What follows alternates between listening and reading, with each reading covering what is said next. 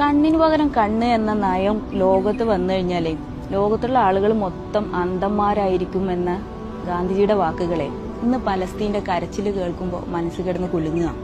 ഒന്ന് ആലോചിച്ച് നോക്കൂലേ, ഓരോ ദിവസവും എത്ര നിരപരാധികളുടെ കണ്ണീരാ നമ്മൾ കാണേണ്ടി വരുന്നത്. ശരിക്ക് ഈ പ്രതികാരം ചെയ്യുന്നത് കൊണ്ട് എന്തെങ്കിലും മനസ്സമാധാനം കിട്ടുന്നുണ്ടോ? ഇല്ലല്ലോ. അത് വേദന മാത്രമല്ലേ തരുന്നുള്ളൂ. യഥാർത്ഥ ശക്തി എന്തുവാന്ന് വെച്ച് കഴിഞ്ഞാല് അത് അക്രമോ അല്ലെങ്കിൽ ആയുധങ്ങളോ ഒന്നുമല്ല. അത് സത്യവും കരുണയും നീതിയും ഒക്കെയാ.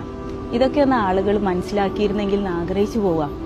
എന്തായാലും എത്രയും പെട്ടെന്ന് തന്നെ പലസ്തീനിലും അതുപോലെ ലോകത്തിന്റെ എല്ലാ കോണിലും സമാധാനത്തിന്റെ വെളിച്ചം പരക്കട്ടെ എന്ന് പ്രാർത്ഥിക്കുന്നു.